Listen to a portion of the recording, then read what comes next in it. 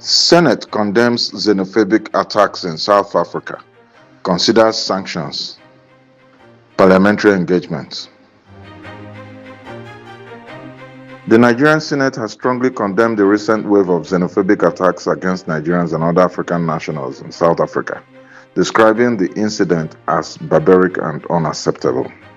The resolution followed a motion of urgent national importance raised by Senator Akpan Ekong, representing Akwa Ibom South, who drew attention to the recurring attacks which have led to the loss of lives, destruction of property, and persecution of Nigerians.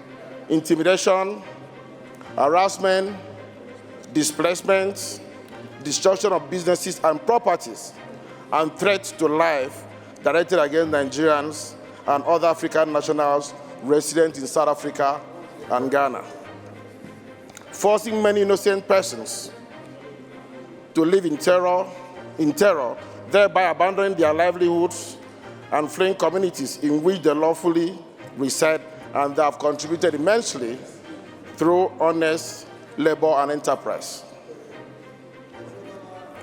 The Senate also notes with deep concern that beyond the physical attacks lies a deepening atmosphere of fear, humiliation, psychological trauma, and dehumanization, wherein Nigerians are increasingly profiled, haunted, and treated as though being a Nigerian national alone constitutes an offense. Contributing to the debate, Senator Adams Oshiomhole called for stiffer sanctions against South African companies operating in Nigeria, urging a review of bilateral relations. These Nigerians who are in South Africa, they are not there on holiday.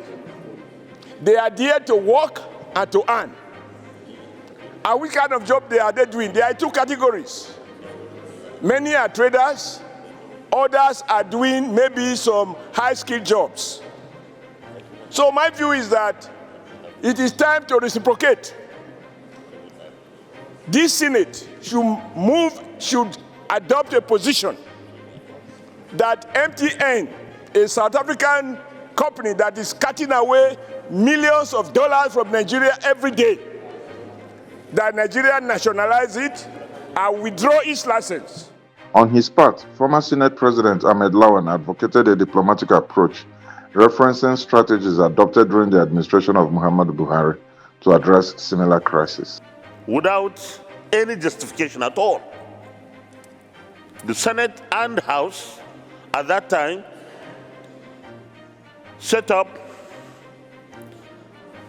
a committee to go to the Parliament of South Africa with a parliamentary message from the Parliament of Nigeria.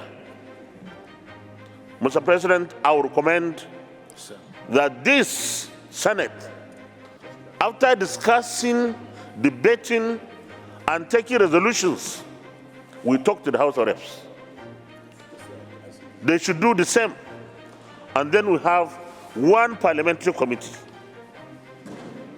to consist of both senators and members of the House, whether the Foreign Affairs Committee or whichever. And I would suggest here that maybe the Senate leader should lead the team to the Parliament of South Africa. In his remarks, the Senate President Godswill Akpabio condemned the attacks, stating that they are inconsistent with principles of African unity and fundamental human rights. The Senate also proposed a delegation to the South African Parliament to engage on legal frameworks aimed at preventing a recurrence of such attacks.